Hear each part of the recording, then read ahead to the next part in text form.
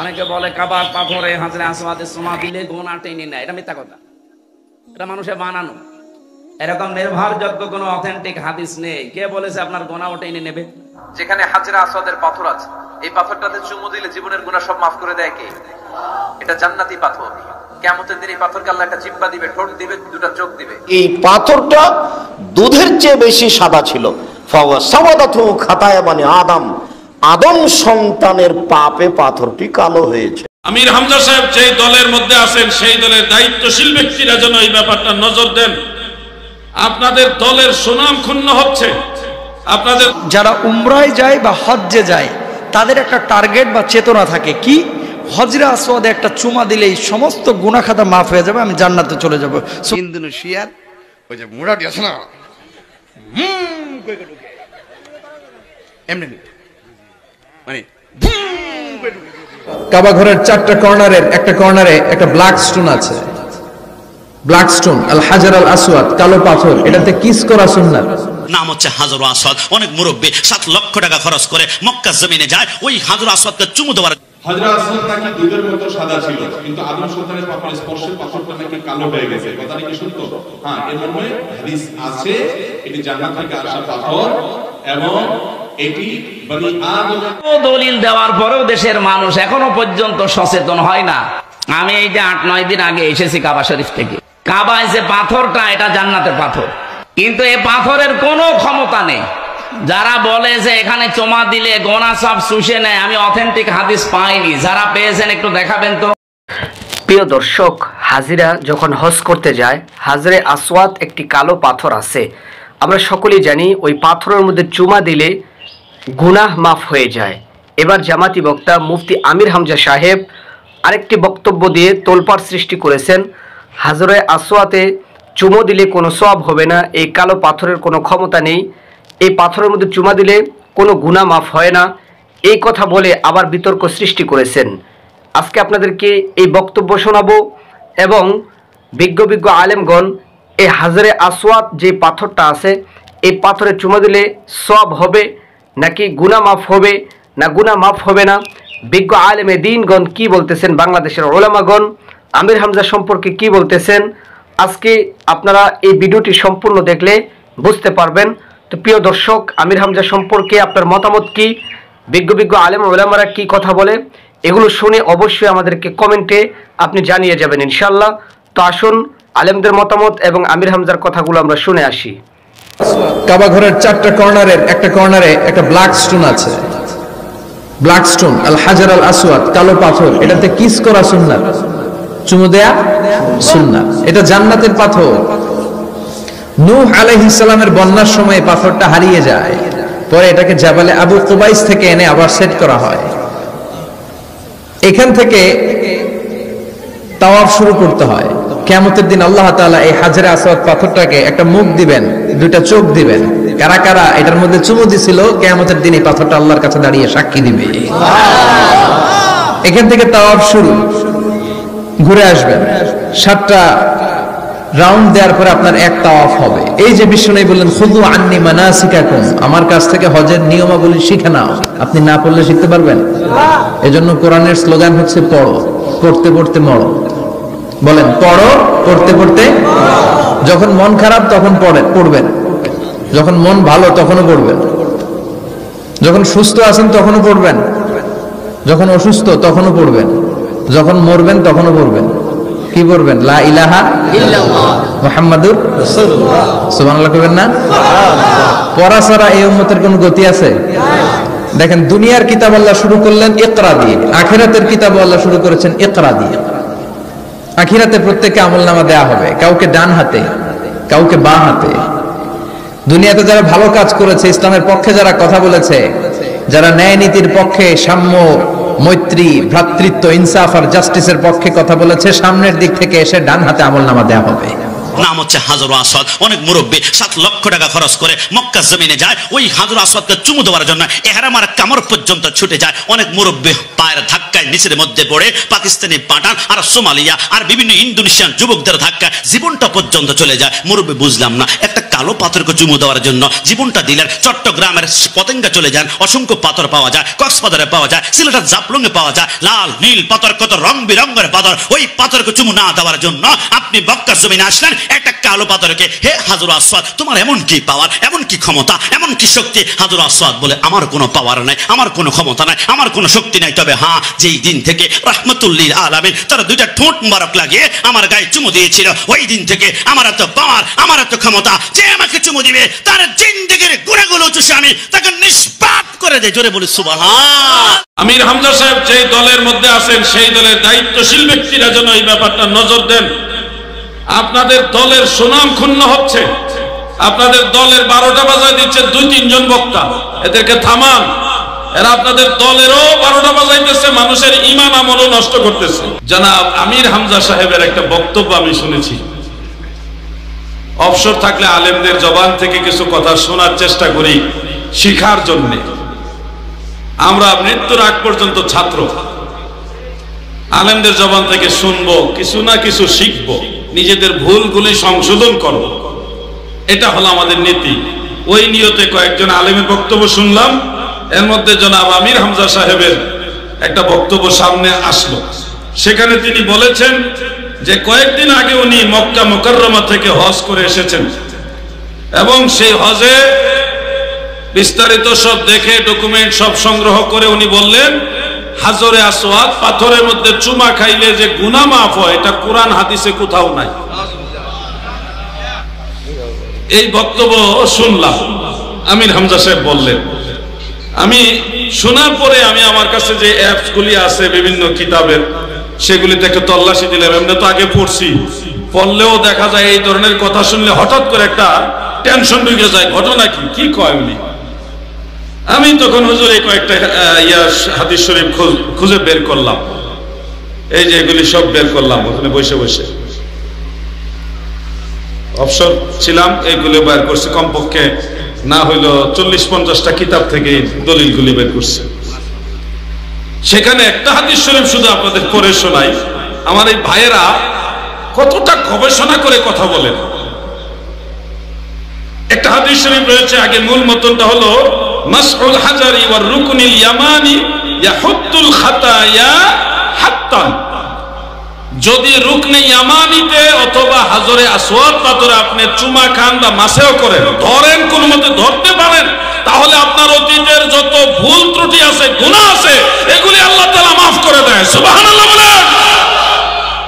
কোথায় আছে হুজুর? সহিহ ইবনে হিব্বান বা হিব্বানের মধ্যে আছে, সহিহ ইবনে হিব্বান, জামিউত তিরমিজির মধ্যে আছে, নাসাই শরীফের মধ্যে আছে।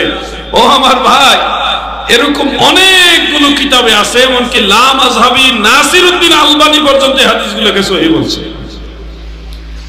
এখন আমার আমির হামজা সাহেব তিনি হয়তো ভাবতেও পারেন যে উনার সমালোচনা করার জন্য আমরা এটা বলি। না রে ভাই, আপনাকে সমালোচনা করার কোনো প্রয়োজন নাই আমাদের। কিন্তু আপনার এই কথাটা তো হাজার হাজার মানুষের কাছে চলে গেছে, তাদের কাছে মেসেজ গেছে যে হাজরে আসওয়াদ পাথরে চুমা খাইলে গুনাহ মাফ হয় না। তো এই মানুষগুলি তো ভুল তথ্য পাইলো, আমাদের তো দায়িত্ব যে এই মানুষগুলির কাছে সঠিক তথ্যটা পৌঁছে দেওয়া। আল্লাহর রাসূল বলেছে হাজরে আসওয়াদ এটা জান্নাতি পাথর, আল্লাহ তাআলা জান্নাত থেকে এটা পাঠাইছে। এত সুন্দর সাদা ফকফকা সাদা পাথর হিসেবে আল্লাহ তাআলা দুনিয়াতে এটাকে পাঠাইছেন। তিরমিজি শরীফের মধ্যে উল্লেখ, দয়াল নবীজি বলেছেন মানুষের পাপ, ওই যে মানুষ চুম্বন করে মাসেহ করে, এই পাপগুলি এই পাথর টেনে টেনে নিতে নিতে সেই সাদা রঙের পাথর কালো হয়ে গেছে। আল্লাহু আকবার বলেন। এই যে বিষয়গুলো আমারই ভাই পড়ে নাই। দুঃখজনক বিষয় হলো আমির হামজা সাহেব কয়েকদিন পরে পরে এমন কিছু বিতর্কিত বক্তব্য দেন যেগুলির কারণে আলেম সমাজ বিব্রত বোধ করেন, আমরাও বিব্রত হই। ভুল হয়, ভুল হতে পারে, আমারও হয়, আমিও ভুল করি, আবার সংশোধন হই। কিন্তু বিষয়টা এমন ভুল হওয়া যাবে না যে ভুলের কারণে মানুষের আমল নষ্ট হয়ে যায়, মানুষের ঈমান নষ্ট হয়ে যায়, এমন ভুল করা যাবে। ভাই আমার, আমি অনুরোধ করব আমির হামজা সাহেব যে দলের মধ্যে আছেন সেই দলের দায়িত্বশীল ব্যক্তিরা যেন এই ব্যাপারটা নজর দেন। আপনাদের দলের সুনাম ক্ষুণ্ণ হচ্ছে, আপনাদের দলের 12টা বাজায় দিচ্ছে 2-3 জন বক্তা, এদেরকে থামান।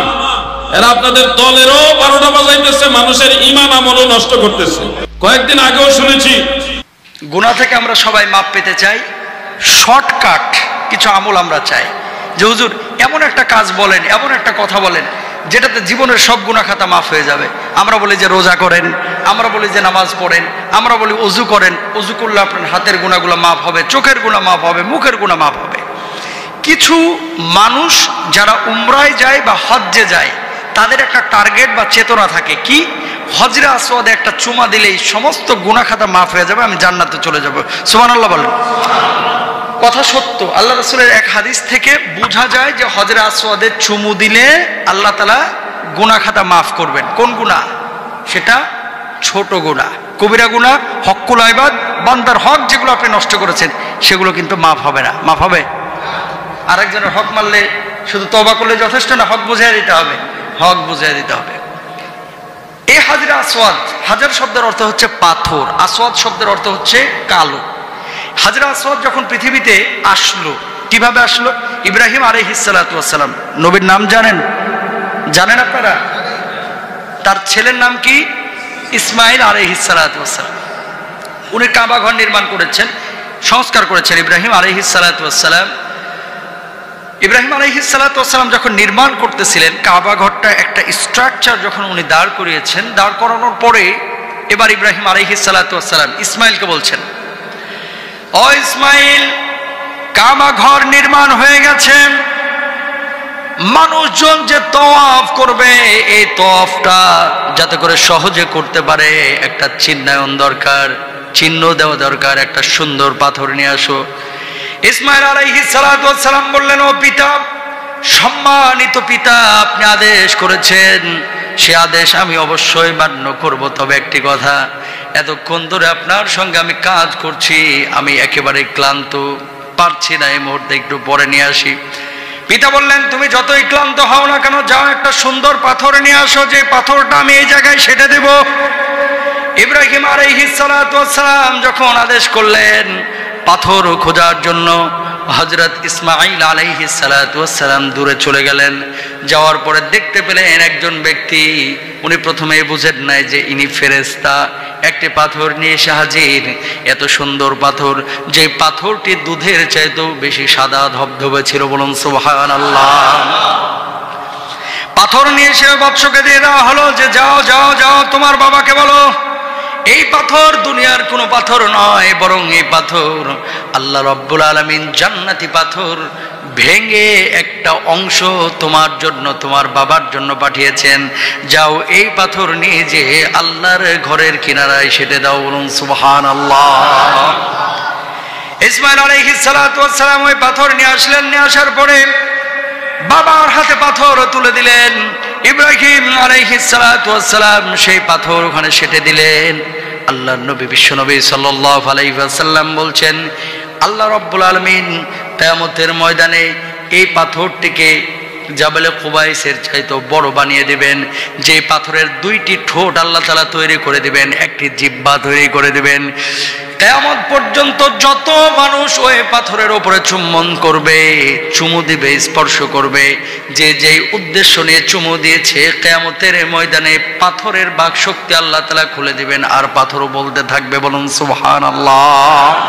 হযরত আসওয়াদ নাকি দুধের মতো সাদা ছিল, কিন্তু আদম সন্তানের পাপের স্পর্শে পাথরটা নাকি কালো হয়ে গেছে। কথাটা কি সত্য? হ্যাঁ, এর মর্মে হাদিস আছে, এটি জান্নাত থেকে আসা পাথর, এবং এটি বনি আদমের যে পাপ সেগুলোকে মোচন করেছে, করতে করতে সেটা কালো পর্যন্ত হয়ে গেছে। এরকম একটি রিওয়ায়াত আছে।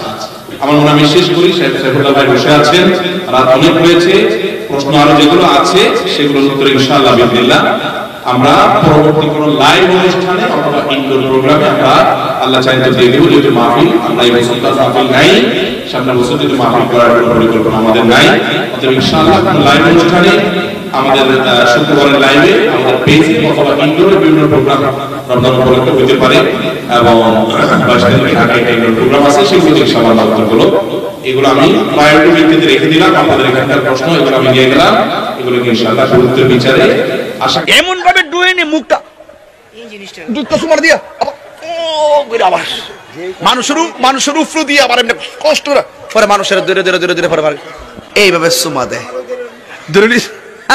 তুমি একটা টেলা মারলে বুঝে কেমন। উমর রাদিয়াল্লাহু তাআলা আনহু বলতেছেন, যেখানে কাবার পাথর, তুমি শুধুমাত্র একটা পাথর, তোমার মধ্যে যদি নবী চুমা না দিত আমি দিতাম না। উমর রাদিয়াল্লাহু তাআলা বলতেছেন, হে খানে কাবার পাথর, তুমি শুধুমাত্র পাথর, তোমার মাঝে যদি রাসূল চুমা না দিত আমি উমর তোমার মাঝে চুমা দিতাম না। রাসূল চুমা দিছে, উমর চুমা দেয়। আমি একটু জানতে চাই গোকর্ণ মানুষের কাছে, যেই হুসাইনের গলায় আমার রাসূল একাধিকবার চুমা দিয়েছেন, সেই গলায় তোরা কেমনে ছুরি চালাইলি? আমি গোকর্ণবাসীর কাছে জানতে চাই। আমি কি বুঝাতে পারছি আপনাদেরকে? আরে এই ছুরিটা যদি কোনো ইহুদিরা চালাইতো মন্ডারে বুঝ দিতাম, এই ছুরিটা যদি কোনো খ্রিস্টানে চালাইতো মন্ডারে বুঝ দিতাম, এই ছুরিটা যদি কোনো হিন্দু চালাইতো মন্ডারে বুঝ দিতাম। ইমাম হুসাইনের গলার মধ্যে ছুরি চালাইছে দাড়িওয়ালা, টুপিওয়ালা, পাগড়িওয়ালা, পাঁচ ওয়াক্ত নামাজ পড়েনওয়ালা এই মুনাফিক মুসলমানরা। এই পৃথিবীতে মুসলমানদের যত ক্ষতি হইছে একমাত্র মুনাফিক মুসলমানদের কারণে। কথা বলেন, এই এলাকায় প্রায় ছুরিটা যদি কোনো খ্রিস্টানে চালাইতো মন্ডারে বুঝ দিতাম, এই ছুরিটা যদি কোনো হিন্দু চালাইতো মন্ডারে বুঝ দিতাম। ইমাম হুসাইনের গলার মধ্যে ছুরি চালাইছে দাড়িওয়ালা, টুপিওয়ালা, পাগড়িওয়ালা, পাঁচ ওয়াক্ত নামাজ পড়েনওয়ালা এই মুনাফিক মুসলমানরা। এই পৃথিবীতে মুসলমানদের যত ক্ষতি হইছে একমাত্র মুনাফিক মুসলমানদের কারণে। কথা প্রিয় দর্শক, আশা করি সম্পূর্ণ আলোচনাটি শুনেছেন। বিজ্ঞ আলেমদের মতামত শুনে আপনার কাছে কিরকমটা মনে হচ্ছে অবশ্যই আমাদেরকে জানাবেন। হাজরে আসওয়াদ পাথরের মধ্যে চুমু দিলে অবশ্যই গুনাহ মাফ হয়। হ্যাঁ, এই পাথরের কোনো ক্ষমতা নেই আপনাকে জান্নাতে নেওয়ার, আপনাকে জাহান্নাম থেকে মুক্তি দেওয়ার। এই কথাটা সঠিক আছে, কিন্তু জনসমাজে আপনি এইভাবে বললেন যে এই কালো পাথরে, হাজরে আসওয়াদ পাথরের মধ্যে চুমু দিলে গুনাহ মাফ হয় না, এই কথাটা আমির হামজা সাহেবের ভুল হয়েছে। এই জন্য বিজ্ঞ আলেম মিজানুর রহমান আজহারি সহ প্রত্যেকটা আলেম এখানে ক্ষেপে, সুন্নি বক্তারাও রেগে আগুন হয়ে আছে। অবশ্যই দর্শক আপনার মতামত কমেন্টে জানিয়ে যাবেন। আসসালামু আলাইকুম রহমতুল্লাহি ওয়া বারাকাতুহু।